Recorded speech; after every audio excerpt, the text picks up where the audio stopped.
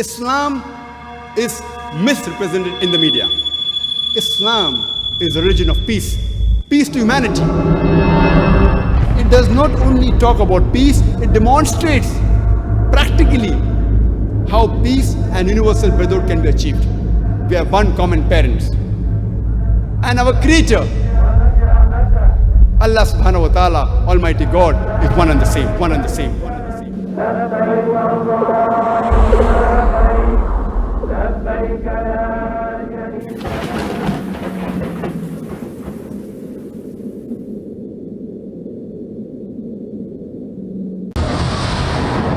We made peace a symbol of ours. In the name of peace we gather here now. Oh Lord, please make these days of ours on this earth filled with Peace TV, the solution for humanity. peaceful peace.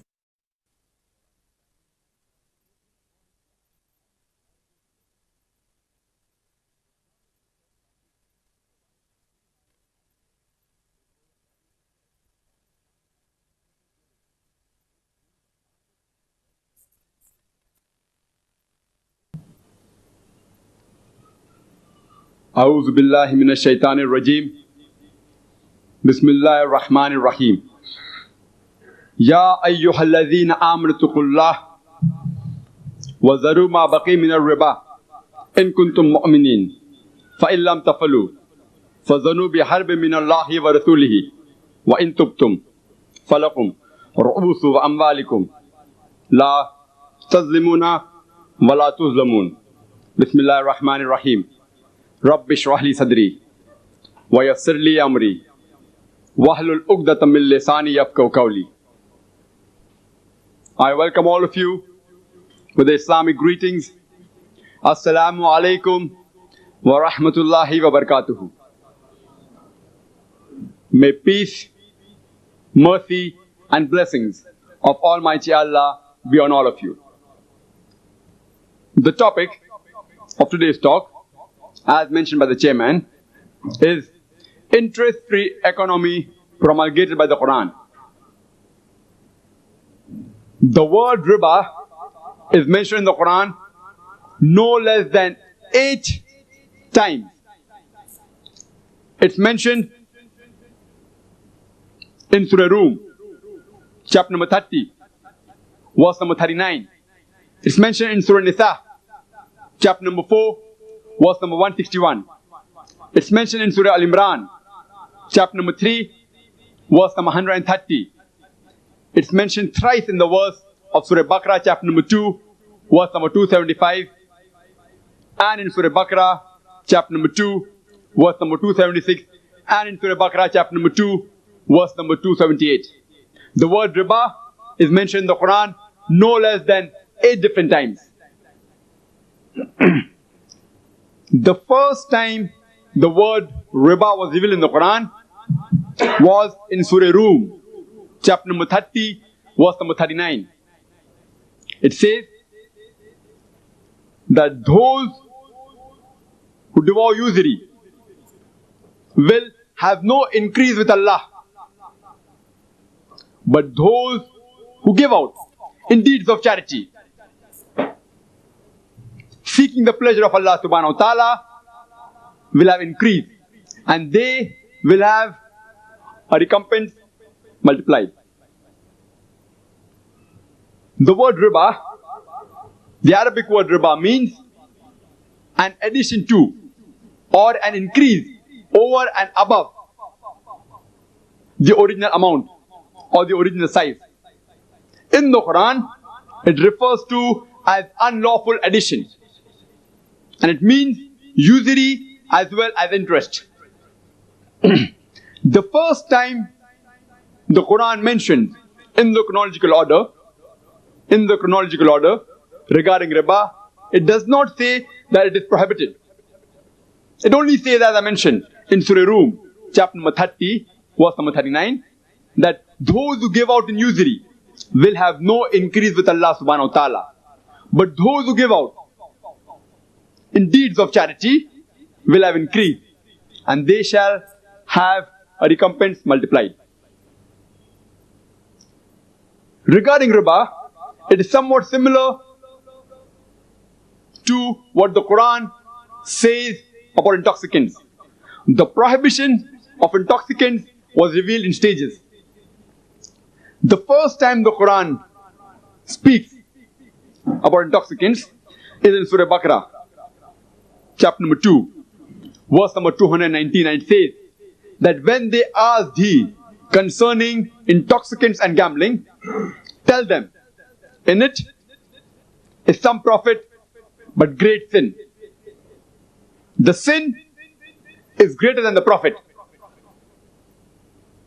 The first time the Quran reveals regarding intoxicants, it only said that in it is great sin and some profit. The sin is greater than profit. It did not prohibit us from consuming intoxicants. Later on, the second verse of the Quran to be revealed regarding intoxicants was of Surah Nisa, chapter number 4, verse number 43, which says that approach not your prayers with a mind befogged.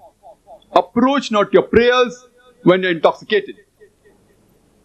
Finally, later on it was revealed regarding the prohibition of intoxicants in Surah Maida, chapter number 5, verse number 90, which says, Ya ayyuhal ladhina amanu, O you who believe, innamal khamru wal maisuru, most certainly intoxicants and gambling, wal anzabu wal aslamu, dedication of stones, divination of arrows, rujtum min amali shaitan, these are Satan's handiwork. These are abominations of Satan's handiwork. Fajtanibu lalakum tuflihun. Abstain from such handiwork that you may prosper. After this verse was revealed, barrels of intoxicants were thrown on the streets of Medina, never to be filled again. So the prohibition of intoxicant came in stages, in the same fashion. The first time the word riba was mentioned, it only said that you will have no increase with Allah subhanahu wa ta'ala. The next was to be revealed regarding riba was from Surah Nisa, chapter number 4, verse number 161, which says that for the iniquities of the Jews, we made for them unlawful certain foods which were good and wholesome and which were lawful to them, because they hindered many from Allah's way, and they took usury which had been forbidden to them, which had been prohibited to them. So certain food which is mentioned in the Quran, that is meat of camel, of sheep, of goat, fat of the ox, of the hare, these particular thing, the meat of the camel, the meat of the rabbit, and the meat of the hare, and the fat of the ox, the sheep, and the goat, though it was good and wholesome, had been prohibited to the Jews because they hindered many from Allah's way, and they took riba, they took usury, they took interest, though it was prohibited to them. Later on, the Quran says in Surah Al-Imran, chapter number 3, verse number 130, which says, Ya ayyuhal ladhina amanu, O you who believe, La taqulu riba, devour not usury, ad'afam muda'afatan, doubled and multiplied. O you who believe, devour not usury, doubled and multiplied, but fear Allah that you may really prosper. Here the Quran says that devour not usury, doubled and multiplied, but fear Allah that you may really prosper. But some of the Muslims may argue that the riba mentioned in the Quran only refers to usury, somewhat similar to what the money lenders, when they gave loan to people and they took an exorbitant amount. Quran prohibits usury, but Quran does not prohibit interest, which the modern day banks take. Let's analyze what's the meaning of usury and what's the meaning of interest. According to the Oxford Dictionary, the word interest means amount paid for the use of amount lent. Money paid for the use of money lent. And usury, according to the Oxford Dictionary, means the act or practice of lending money at interest, especially at a very high rate. So in short, usury means exorbitant interest. But as I mentioned earlier, riba means an addition to or an increase above the original amount of size. It is unlawful addition, and here it refers to both usury as well as interest, irrespective whether the rate is small or big. Riba, whether it be interest or usury, it has been prohibited in the Quran.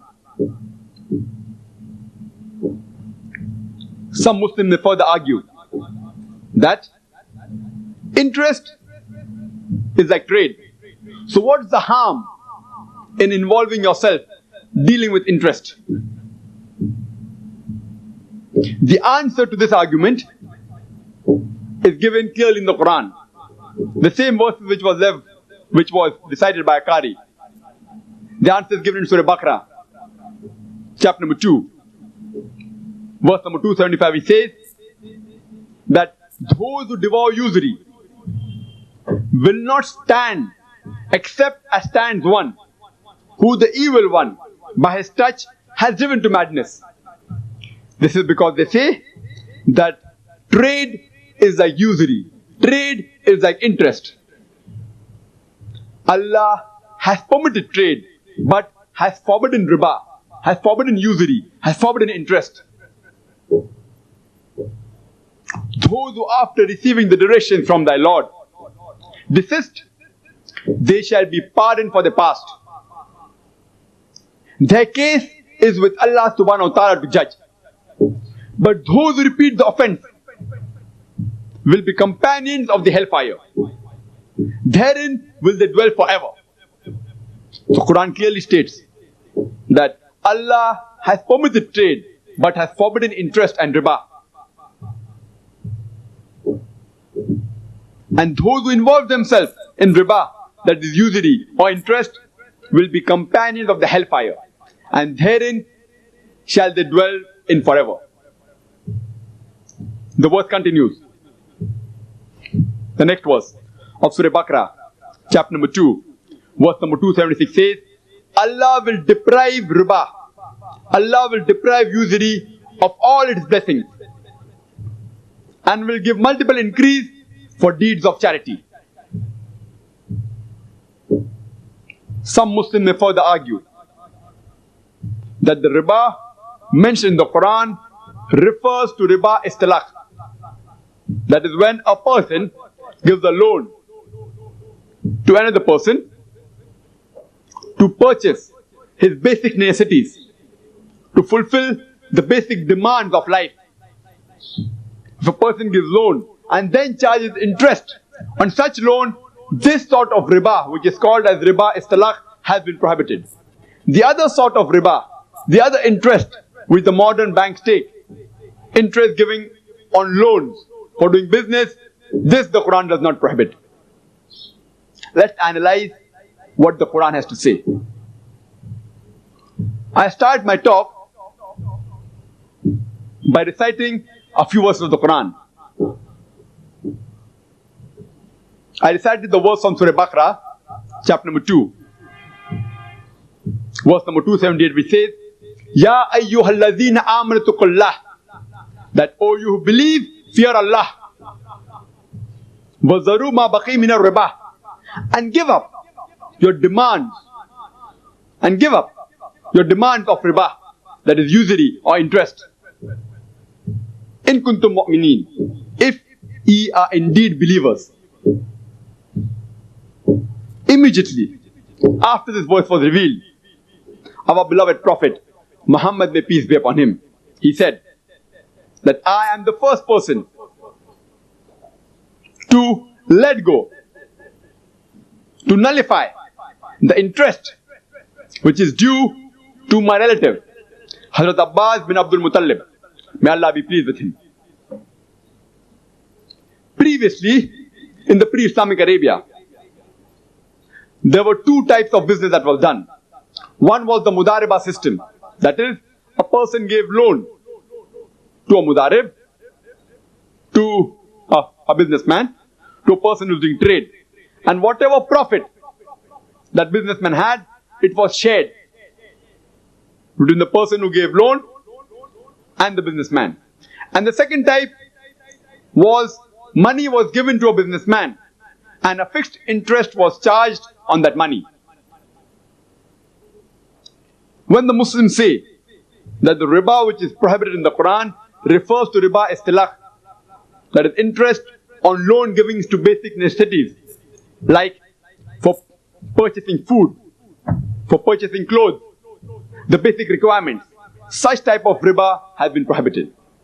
The moment the verse of Surah Baqarah chapter number 2, verse number 278 was revealed, which said that give up your demands of usury, give up your demands of riba, give up your demands of interest. Our beloved Prophet Muhammad, may peace be upon him, he was the first to nullify, he was first to let go the interest that was due to his relative, Hazrat Abbas bin Abdul Muttalib, may Allah be pleased with him. No logical person, no logical Muslim can say that the beloved relative of a prophet, Hazrat Abbas bin Abdul Muttalib, may Allah be pleased with him, he gave loan to poor people for basic needs and in return charged interest, just like what the Jews did. But natural, Hazrat Abbas bin Abdul Muttalib, may Allah be pleased with him, he gave loan to businessmen to do business, and on that he charged a fixed interest. After this verse was revealed, whatever interest which was due to his relative was let go. And but natural, all the Muslims of that time, whoever involved themselves in interest, let go whatever interest amount was due to them. The next verse, immediately after this verse, is of Surah Baqarah, chapter number 2, verse number 279, which says, after it says, Ya ayyuhalladhina amanu tuqullah, oh you believe, fear Allah. Wazaru ma baqi min ar-riba, and give up what remains of a demands of usury. In kuntum mu'minin, if you are indeed believers.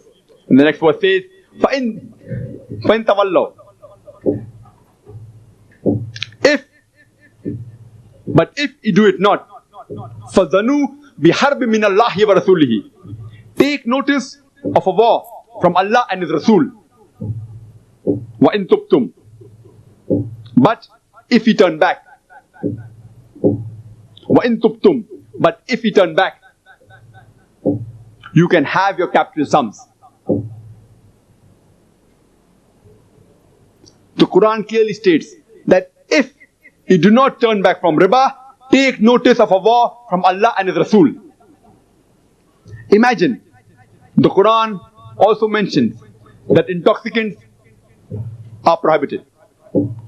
Gambling is prohibited.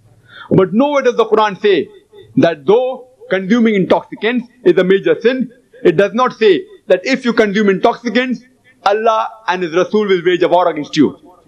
Neither do you indulge. If you indulge in gambling, will Allah and His Rasul wage a war against you. But here specifically the Quran says, if you involve yourself in interest, Allah and His Rasul will wage a war against you. I want to know that which Muslim today in the world today can challenge Allah and His Rasul for a war. I want to know which Muslim, which human being today in this world can challenge Allah and His Rasul for a war. If you involve yourself in interest, in usury, you are challenging Allah and His Rasul for a war.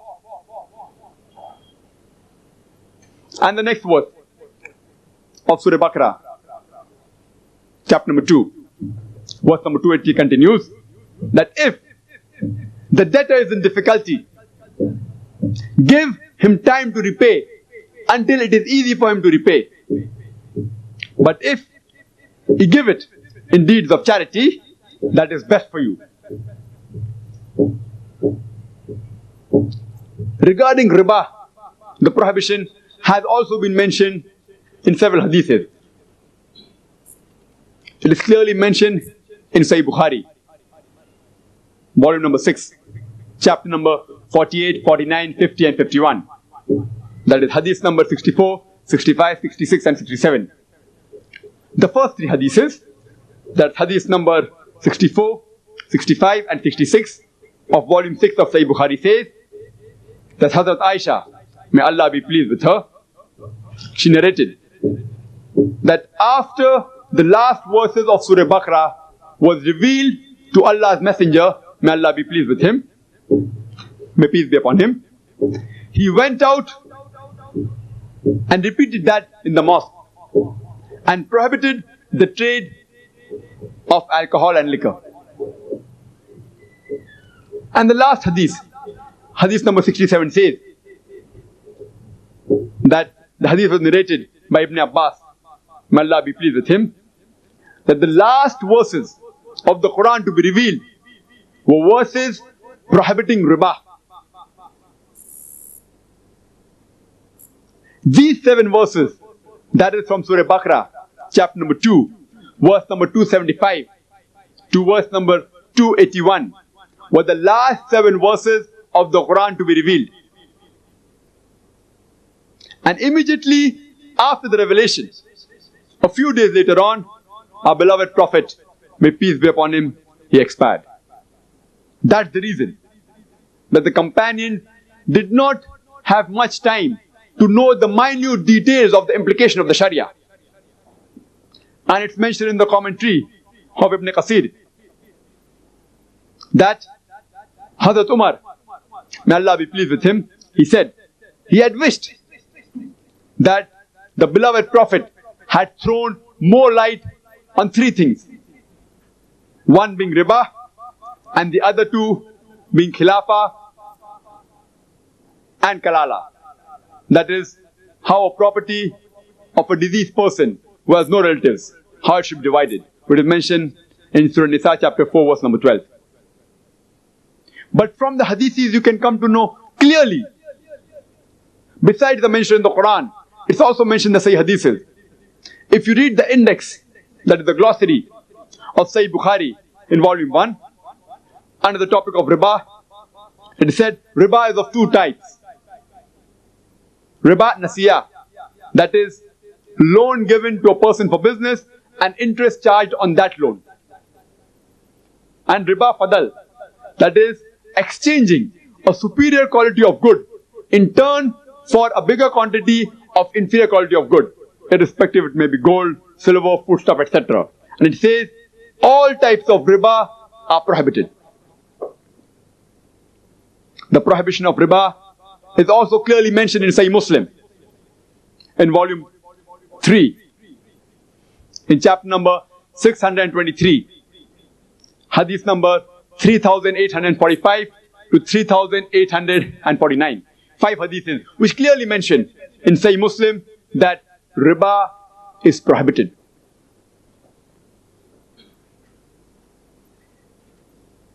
Let us analyze what are the objectives of the Islamic economic order. Why does Quran promulgate an interest-free economy? There are basically 4 objectives for an interest-free economy promulgated by the Quran. The first is the economic well-being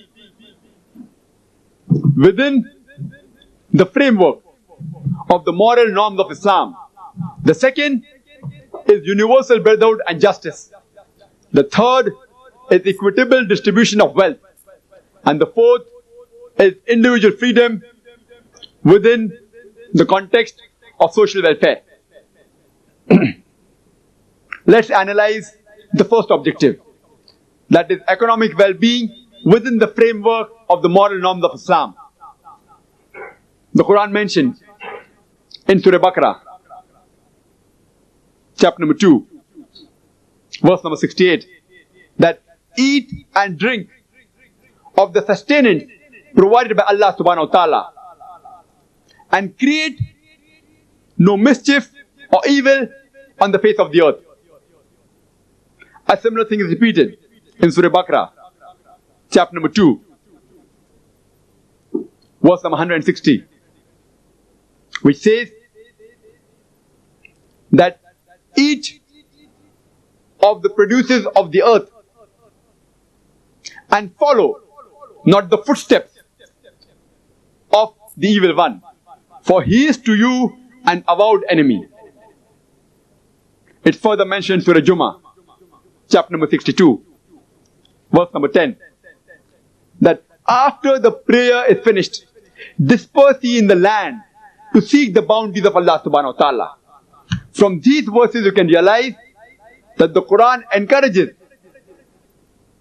the people to enjoy the bounties of Allah subhanahu wa ta'ala, to enjoy the good things which Allah has provided for you. It is mentioned in the hadith narrated on the authority of Al-Bayhaqi that the person who seeks the world lawfully to cater to the need of his family, to avoid begging and to be kind to his neighbor, will meet Allah with a shining face like the full moon. Begging has been discouraged in Islam. It's also mentioned in Sahih Bukhari, chapter number 2, volume number 2, page number 133, that the hand that is above is better than the hand that is below. It's also mentioned in the hadith of Ibn Majah, volume 2, page number 723. It says that the best income a person can earn is through his labor. So Islam encourages the person to enjoy the bounties of Allah subhanahu wa ta'ala and to work for his living and to refrain from begging. The second objective is universal brotherhood and justice. The best verse that I can quote to you from the Quran regarding universal brotherhood is from Surah Al-Hujurat, chapter number 49, verse number 13, which says that, O humankind, we have created you from a single pair of a male and female, and have divided you into nations and tribes, so that you shall recognize each other, not that you shall despise each other. And the most honored in the sight of Allah subhanahu wa ta'ala is the person who is the most righteous, is the person who is the most pious. From this verse you come to know the criteria for judgment in the sight of Allah subhanahu wa ta'ala. It is not sex, it is not wealth, it is not caste, it is not color, but it is taqwa, it is God consciousness, it is piety.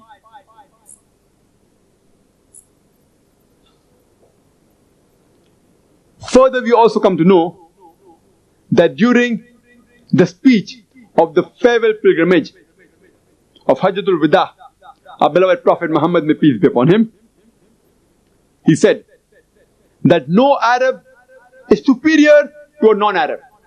Neither a white is superior to a black, except in righteousness, except in piety, except in God consciousness. The best verse that I can quote from the Quran regarding justice is from Surah Nisa, chapter number 4, verse number 135, which says that, Ya ayyuhal ladhina amanu, O you who believe, stand out firmly for justice as witness to Allah subhanahu wa ta'ala, even if it be against yourself, against your parents, against your relatives, or the rich or poor, for Allah protects all. Means if you have to stand for truth, if you have to stand for haqq, if you have to give a witness to Allah subhanahu wa ta'ala, you can even go against yourself. you have to sacrifice your own interest. You can even go against your parents, against the relatives, or irrespective whether the person who you are going against is rich or poor.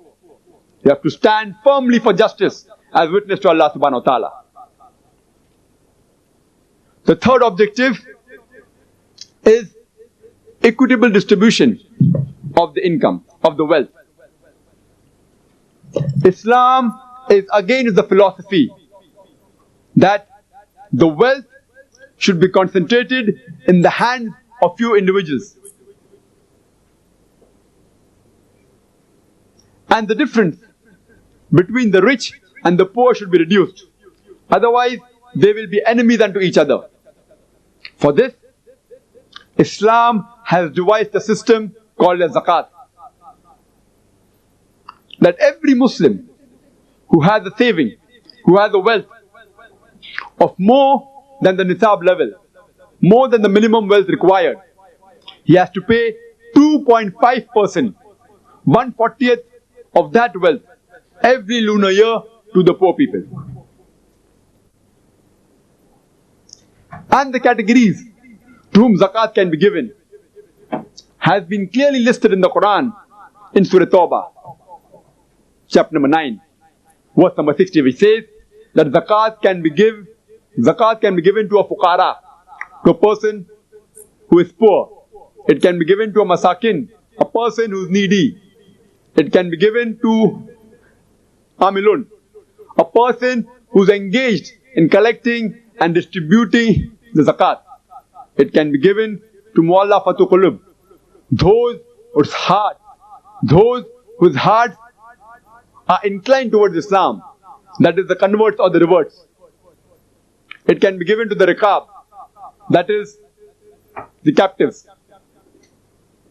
It can be given to the gharimun, that is the one who has taken loan. It can be given to the debtor. The seventh category is Ibn Sabil, that is the wayfarer, the traveler. Even though he is rich, if he gets stranded in a foreign land and if he does not have money to go back or for his sustenance, you can give him out of the zakat money. And the last category is fi sabilillah, in the way of Allah. And this last category is further subdivided. In this category of fi sabilillah, it can be given to a person who is giving religious education, person who is acquiring religious education, the person who is involved in doing jihad in the way of Allah, striving, struggling, doing holy war in the way of Allah. It can be given to a da'i. It can be also given to a person who is obtaining the secular education. There are several categories. This system of zakat has been specified. The reason which is given in the Quran in Surah Al-Hashr, chapter number 59, verse number 7, to prevent the wealth from circulating amongst the wealthy and rich. The zakat has been devised to prevent the wealth from circulating amongst the rich and the wealthy. If every individual in this world practices the system of zakat, there will not be a single human being who will die of hunger in this world. Unfortunately, even the Muslims don't give the correct zakat that is due to them. They may give part of it, only a small percentage. If every Muslim in this world gives zakat correctly, there will not be a single Muslim below the poverty line. Islam teaches that to find lawful employment to the person who is unemployed and to give him a good remuneration for the work he does. The Quran also says that after a person dies, his wealth should be divided according to the guidelines laid in the Quran in Surah Nisa, chapter number 4, verse number 11, 12 and verse number 176. It should not go to one or two individuals of the society. how it is done today, that whatever wealth is remaining of a person who dies, it goes to one or two individuals. But the Quran specifies the wealth should be distributed according to the guidelines there in the Quran. The fourth objective is individual freedom within the context of the social welfare.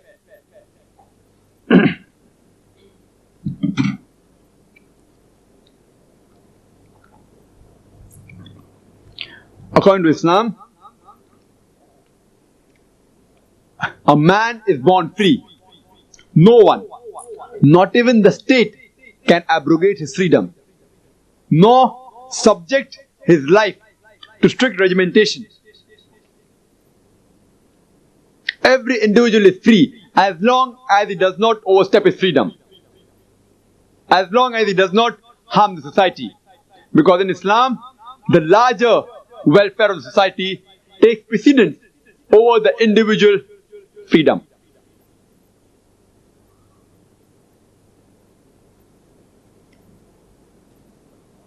Working and labor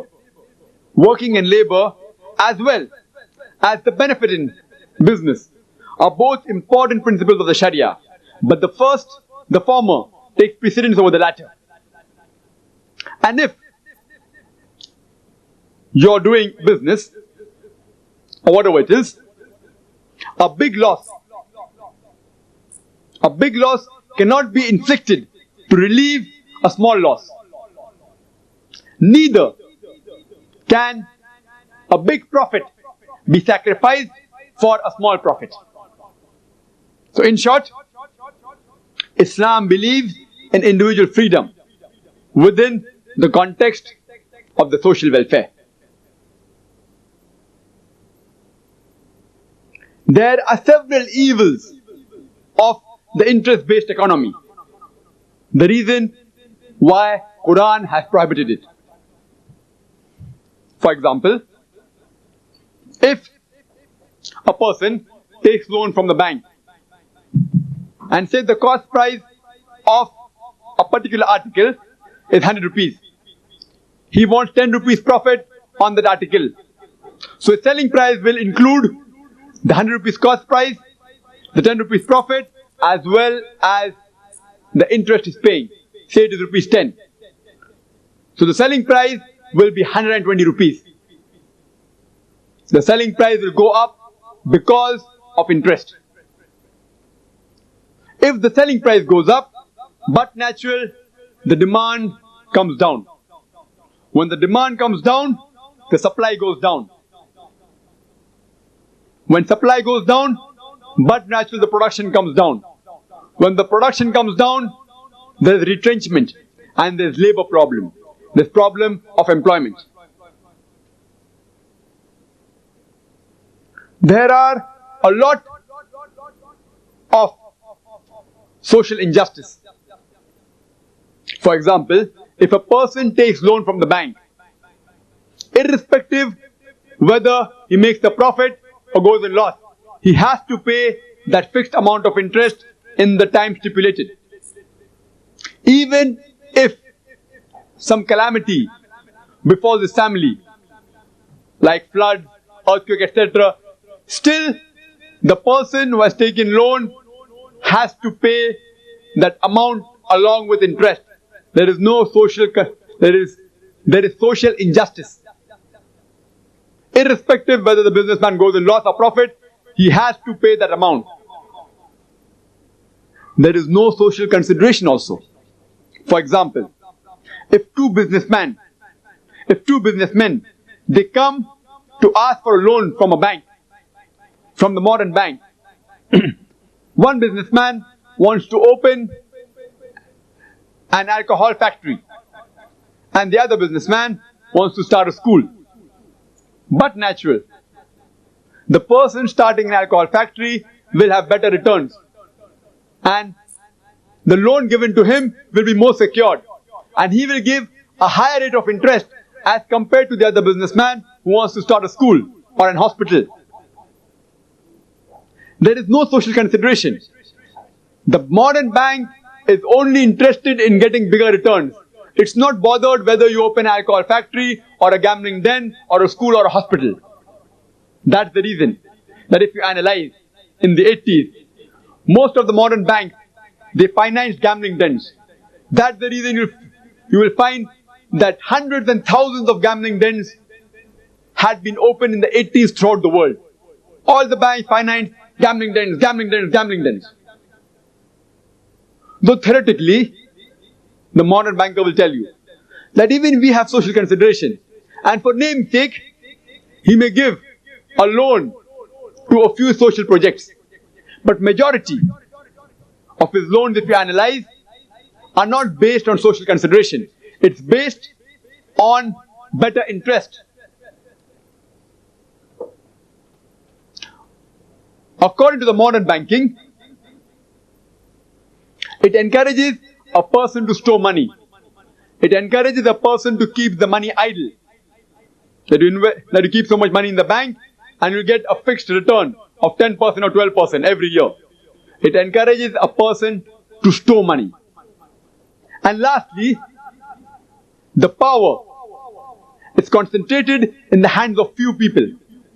That is the bankers. That's the reason that a small percentage of people, that is a small community, that is the Jews, which are controlling the major modern banks of the world. Today they are controlling the full world. The power today is mainly in the hands of the Jews, because though they are negligible in percentage, they are controlling most of the modern banks. So because of the modern banking system, power is concentrated in the hands of few individuals. Same way, there are several benefits of the Islamic banking. Firstly, no interest is involved. It's based on profit and loss. So if a person wants to sell his good, it will only have the cost price and the profit. Instead of 120 rupees, his selling price will be 110 rupees. If the selling price comes down, the demand increases. If the demand increases, but natural supply increases. Supply increases, the production increases. And but natural, there is more labor for the people. And it encourages the people to work and to strive. It encourages a people to earn the living. It has social justice. That if a businessman takes a loan, if he goes in loss, the loss is shared by the bank. If he goes in profit, the profit is shared by the bank. And if he takes a loan, and if certain calamity befalls him, but natural, the Islamic bank gives him more time to repay, not like the modern bank. The more later you pay, you have to pay a bigger penalty. In the Islamic bank, they give more time. And many a time, if they find the situation very bad, they also let go of that loan. There is social consideration. You cannot give loan to any businessman who is doing any activity against the Islamic Sharia. Any activity which is causing harm to the society. For example, if a businessman wants to open an alcohol factory, and if he approaches an Islamic bank, irrespective, even if the businessman says, I will give you 100% of my profit, still the Islamic bank will not give a single pi loan to that businessman, because he wants to start a project which is harmful to the society, which is against the Sharia. So in the Islamic banking, there is social consideration. And they encourages more, the Islamic bank, they encourage more of the projects which are beneficial to the society. For example, building of schools, building of hospitals, building of nurseries, etc. In short, the Islamic bank encourages the society to improve. In Islamic bank, you aren't encouraged to keep your money idle. You're encouraged to invest your money and be a partner in the business. And lastly, the power is not concentrated in the hands of a few individuals. Because here, The profit and loss is shared by the businessman, by the banker, as well as the depositor. The power is shared equally between all the people. It's not concentrated in the hands of the few people.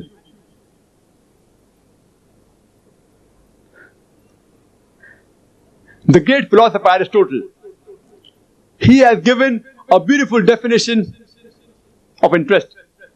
And Aristotle defines interest as an earning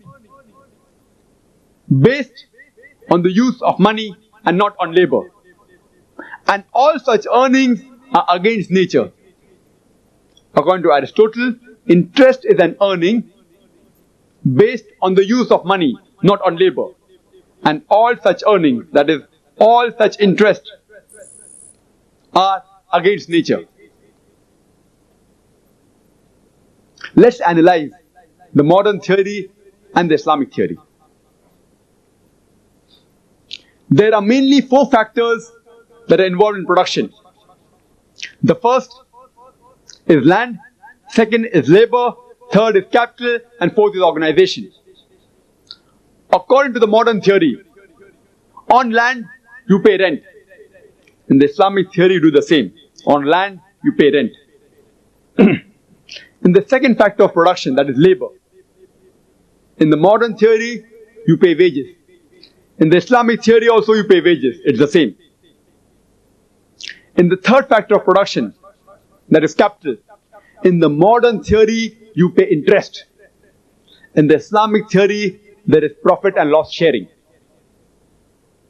And in the fourth factor of production, that is organization, in the modern theory there is profit and loss sharing. In the Islamic theory there is profit and loss sharing. So the major difference in the 4 factors of production is the third factor, that is capital. The modern theory says that on the capital you have to charge a fixed interest. The Islamic theory says that on the capital there is profit and loss sharing. Because Islam does not differentiate between the capital and the organization. Because the money that is lent by the bank, the money actually does not belong to the bank.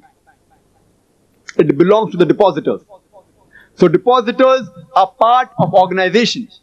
Therefore, the money that is given, borrowed from the bank, the money which is deposited in the bank, this money, this capital should be included in the organization.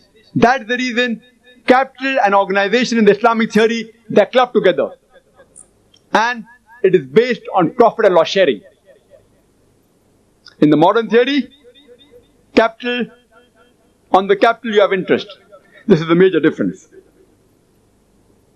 The 5 basic principles of the Islamic banking are, the first is Tawheed, that is believe in one God, that is unity of God. The second is divine origin of nourishment and direction towards perfection. The third, it is Khilafah.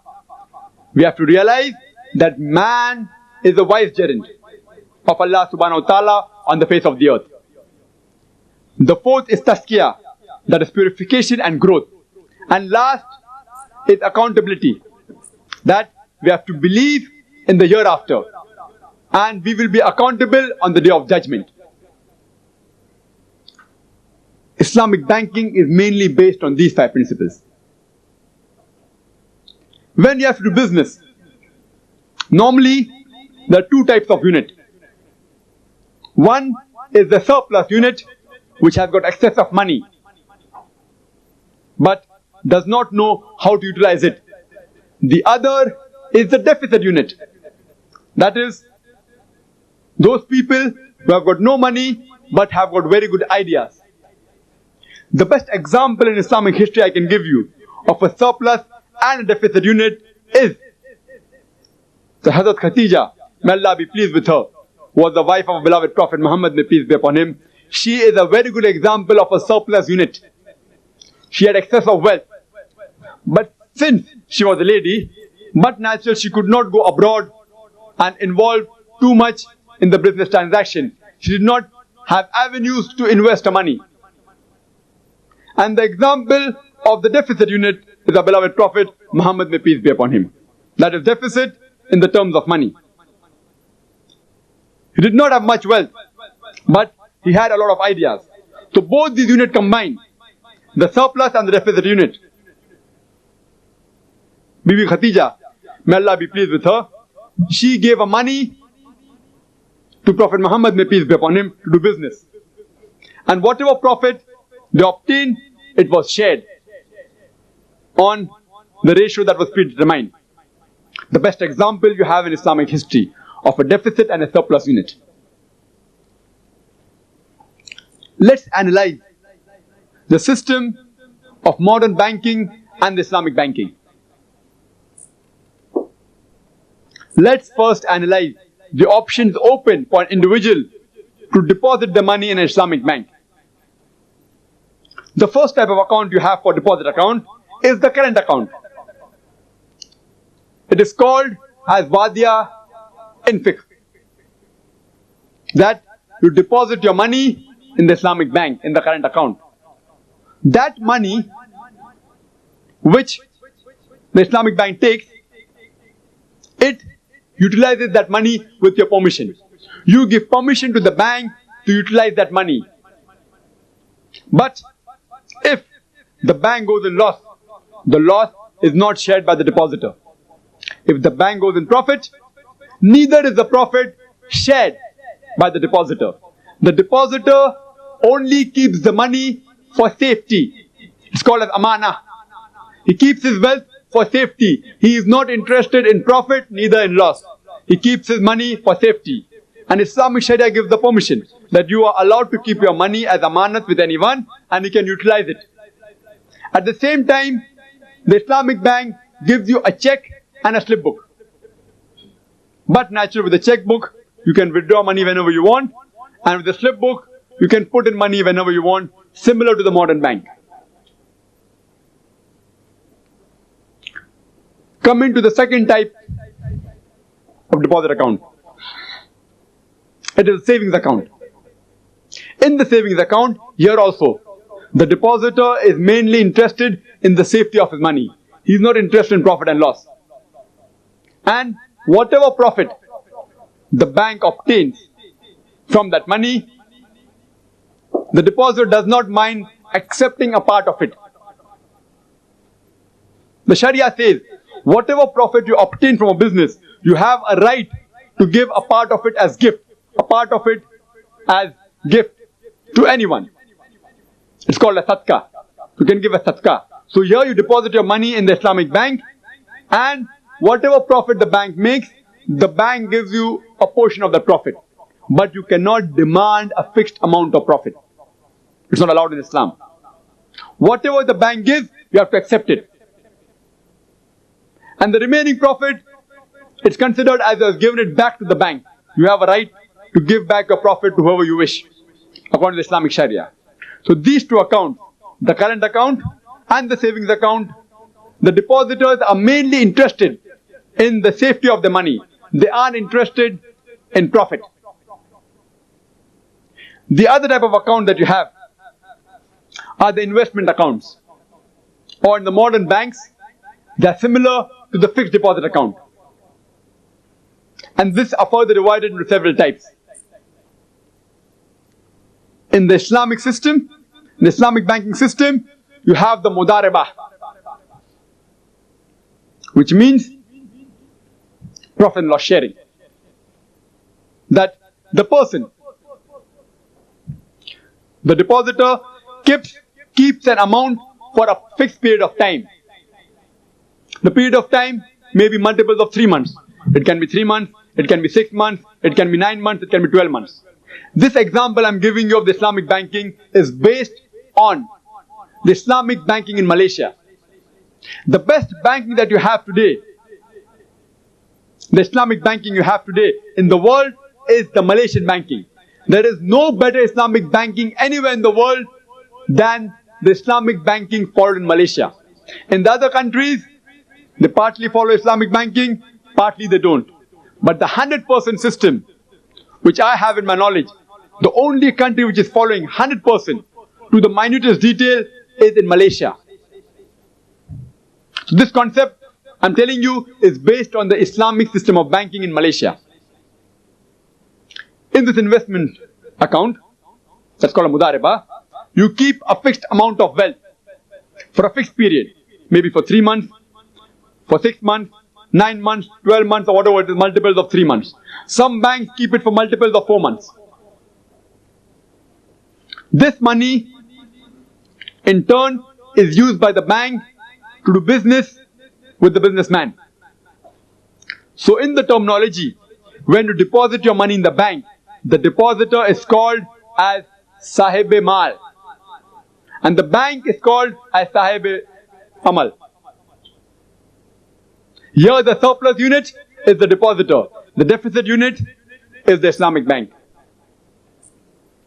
Now whatever profit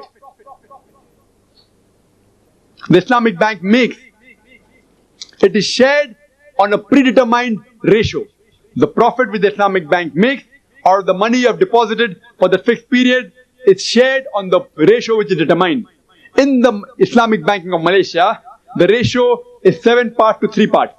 7 parts of the profit is given to the depositor, 3 parts of the profit is kept with the bank. Means 70% of the profit goes to the depositor and 30% the Islamic bank keeps for itself.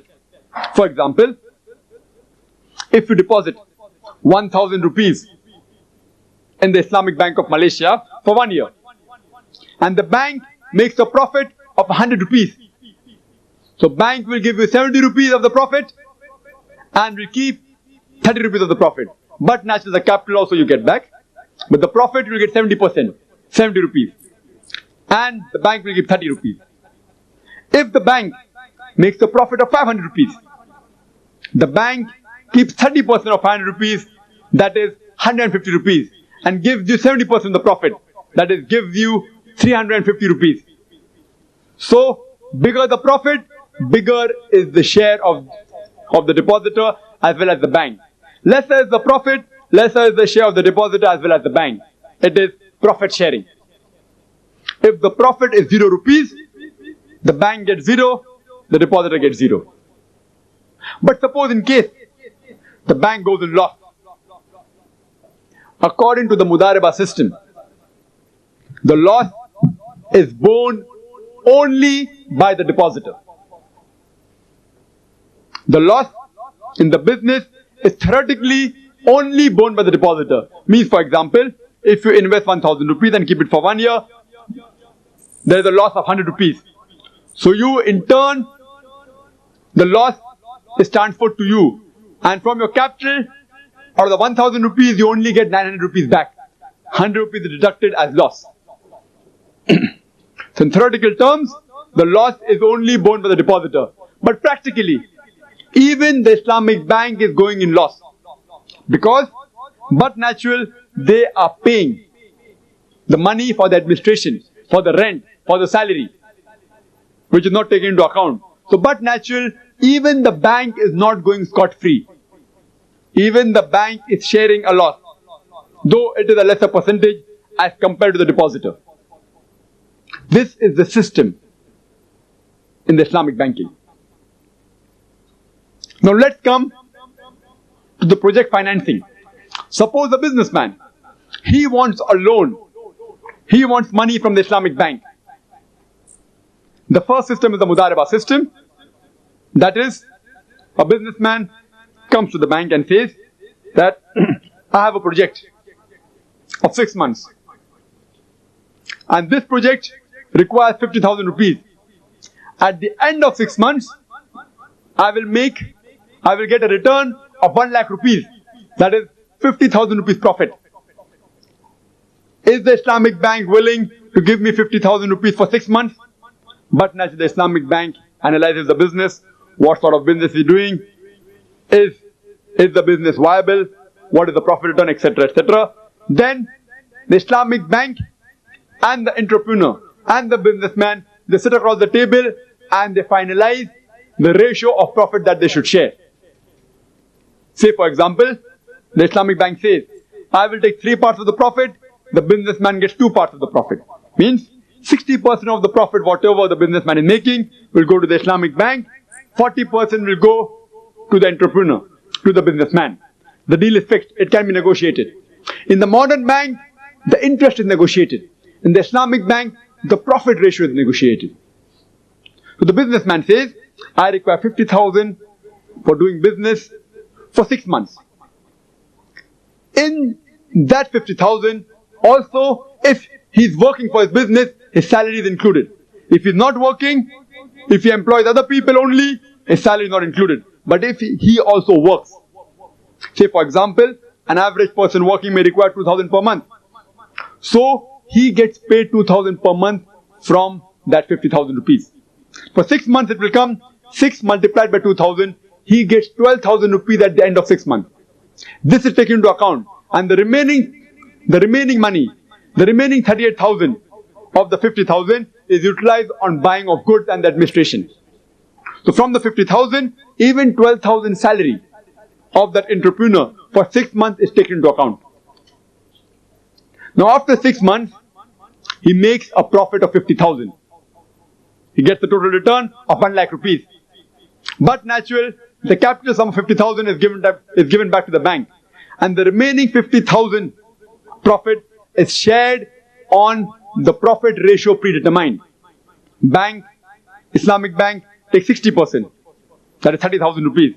And the businessman keeps 40%, that's 20,000 rupees. So at the end of 6 months, the businessman gets 20,000 rupees profit as well as 12,000 rupees salary for his labor. If instead of making 50,000 profit, the businessman makes 40,000 profit, so the bank takes 60% of 40,000. That is 24,000 rupees. And the businessman, he takes 40% of the 40,000. He keeps 16,000. If the businessman makes 60,000 profit, the bank keeps 60% of 60,000. That is 36,000 rupees as profit. And the businessman keeps 40%. That is 24,000 rupees of the profit. So bigger the profit, bigger is the share for the Islamic bank as well as the businessman. Lesser is the profit, lesser is the share for the businessman and the bank. But suppose the businessman goes in loss. The complete loss is borne by the Islamic bank. And the bank in turn passes that loss to the depositor. But technically, even the businessman going in loss for his thinking, for the time he has wasted 6 months, etc. He has been paid for the labor but not for the other charges. For his thinking, for his whatever ideas he had. Technically, even he is going in loss. The major difference in Mudaraba system is that the bank has no right to interfere with the management of the business of the entrepreneur. It can take accountability every month, every week, no problem, how the business is running. But it can't interfere with the management. Suppose the businessman wants to build a building of 10 stories. So the bank cannot say, instead of 10 stories, build more, 12 stories. You can't interfere with the business. Instead of using A grade cement, you use B grade cement for more profit. The bank cannot interfere with the management of the businessman in the Mudaraba system. The second type of trading is called as a musharika system. It's called as partnership. In this, the bank has a right to interfere with the management of the business. It can give guidance. It can tell that instead of producing a particular article, you can produce another article. Instead of building a 10-story building, you build a 12-story building. In this system of musharika, the businessman has got part of the capital. The part of the capital it takes from the bank. Now, depending upon the ratio of investment, suppose both have paid 50%. 50% capital is paid by the businessman, 50% capital is paid by the bank.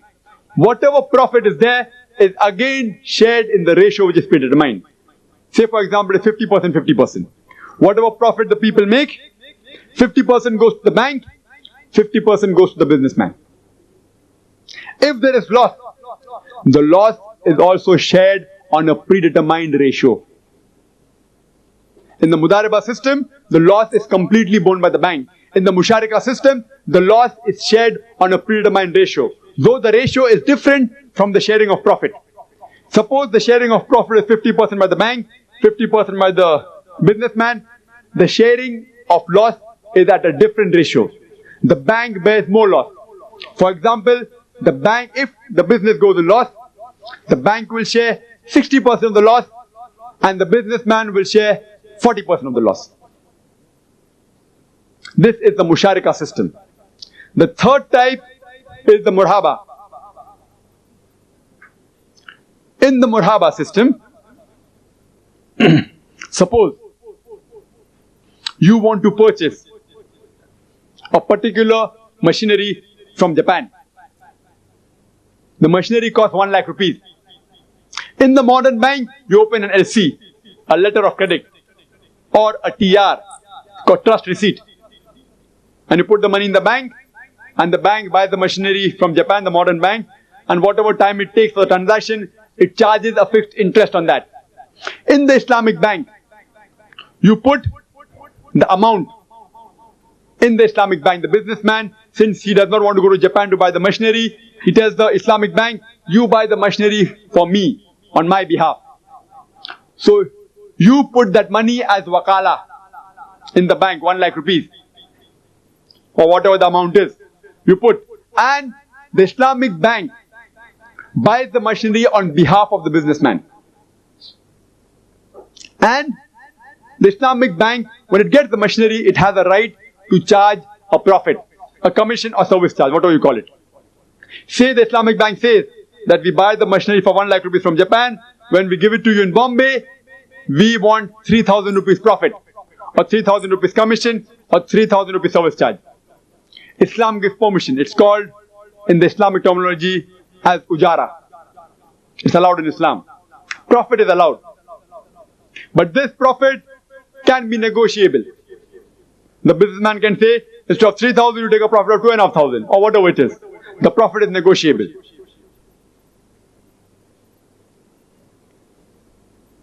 Suppose you have part of the finance, or you don't have finance at all for purchasing that particular machinery. You can interlink, you can combine Murhaba system with the Mudareba or with Musharika. For example, you have part of the money, or you have no finance at all. Say you don't have 1 lakh at all. You tell the Islamic bank, I want to purchase that money, I want to purchase that machinery for 1 lakh rupees, and after it comes to Bombay, I will make a profit of say 20,000 rupees on that machinery. Now they're dealing a transaction of Mudareba, that the Islamic bank buys the machinery and gives it to the businessman, and the businessman says that within few months or within a few days, I will sell that machinery and get a profit of 20,000 rupees. That profit is shared between the bank and the businessman and the Mudarib on a ratio which is predetermined. For example, the bank says, since they are giving 100% finance, we want 60% profit. The 20% profit goes to the businessman since he is not putting a single pie. So out of the 20,000 profit that the businessman takes, that he makes, besides returning the 1 lakh rupees capital, he also gives back a profit of 60% of the 20,000 rupees. Say rupees 12,000. And the remaining 40%, remaining 8,000, he keeps for himself. This is called as the Mudareba, along with Murhaba. The other is the Musharika along with Murhaba, that the businessman has part of the finance. Say, of the 1 lakh rupees, he has 50,000 rupees. So, he says 50,000 invested by the bank, 50,000 by the businessman. And whatever profit they have is again divided on the ratio that is predetermined. There's another system in the Islamic banking called as ijara. In the modern terminology, it can be called as leasing or hire purchase. That suppose you don't want to buy that machinery or vehicle. Suppose there's a car you want for 2 lakh rupees. You don't want to buy it. You just want to rent it. So the Islamic bank says, we are willing to rent this vehicle. Rent the Maruti car which cost about 2 lakh rupees to you. And the rent is based on the lifespan of that vehicle. Say suppose Maruti van or Maruti car can last for 5 years. And the Islamic bank says, I want a profit of 1 lakh rupees. So the cost price of the car, 2 lakh rupees, is added with the profit they want 1 lakh rupees, 3 lakh. It's going, the car will run for 5 years, that's 60 months. So the 3 lakh rupees amount, the cost plus the profit is divided equally between 60 months. It comes to 5,000 rupees. So you rent that Maruti car to that businessman for 5,000 rupees per month. That businessman is not interested in buying the car. If the businessman says, after 3 years, I may have part of the money to buy it back. It's called as ijara ending with sale. So the bank will say, the Islamic bank, for 3 years we want a profit of 80,000 rupees. So 2 lakh of the car, add 80,000 comes to 2 lakh 80,000 rupees. He keeps on paying 5,000 rupees every month. At the end of 3 years, he pays approximately 1 lakh 80,000 rupees. Still 1 lakh is due. So the businessman pays that 1 lakh rupees lump sum to the Islamic bank and buys the car. So in the Islamic banking system, there is renting, ijara along with buying back facility. In the modern bank, the car is on your name, it's only hypothetically to the bank. And the modern bank will never buy back the car. In the Islamic bank, if you don't want the car remains with the Islamic bank. So the businessman, when he takes a loan from Islamic bank, has the option of buying back the car or keeping the car with the bank. Coming to the last type of system in the Islamic bank is Qarz Hasan. Qarz means loan, Hasan means beautiful. That is, loan is given to a person who's poor without interest. There is no equivalent of Qarz Hasan in any system of modern banking. There's nothing like interest-free loan in the modern bank at all. By Islamic bank, for example Malaysia, 10% of the profit, they keep it separately for Qarz Hasan. This fund is given to the poor people who are encouraged to do business. Say suppose they want 2,000 rupees or 5,000 rupees or whatever amount for a period of 1 year or 2 years. The bank will say, okay, we give you 5,000 rupees or 10,000 rupees for 2 years.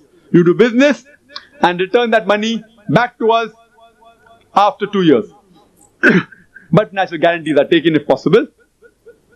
If the businessman who's poor goes in a profit, if he wants, he can give part of the profit to the bank. If he does not want, he need not give. He is not forced to give a single pie extra than the money he has taken. Willingly, if he wants to give a part of it to you, to the bank, he's most willing. But technically, he has to only return the amount he has taken back. This is called as Qarz Hasan. And the reference is given in the Quran, in Surah Baqarah, chapter number 2, verse number 245. That who will loan to Allah a beautiful loan, which Allah will double and multiply unto his account. The word Qarz Hasan is mentioned in the Quran. That if you want to give a loan to Allah subhanahu wa ta'ala, and Allah will multiply it, increase it many number of times. And I'd like to end my talk by giving a quotation from the Quran, from Surah Baqarah, chapter number 2, verse number 261, which says, the parable of those who spend their substance in the way of Allah is that of a grain of corn. It grows 7 years, each year bearing 100 corn. The Quran says that those who spend their substance in the way of Allah, the parable is that of a grain of corn. It goes 7 years, 7 buttas. Each year having 100 corn means 1 corn becomes 700 times. 1 corn, 1 grain of corn is converted to 700 corns if you spend it in the way of Allah. In short, Allah promises you 700 times profit. In business terminology, you'll say 70,000% profit. I want to know which business in the world today can give you a profit of 70,000%. Allah subhanahu wa ta'ala promises you that I will give you 70,000% profit, 700 times profit. And Allah does not stop at that. He says, I will give you many fold times more. But for you to do business with Allah subhanahu wa ta'ala, you have to have taqwa. You have to have faith. You have to have righteousness. You have to have God consciousness. The best bank that you can invest is in the bank of Allah subhanahu wa ta'ala. It's the best bank. But natural to invest in that bank, you require taqwa. You require God consciousness. You require piety. Wa akhiru da'wan alhamdulillahi rabbil alameen. Peace TV. Peace TV. Peace TV.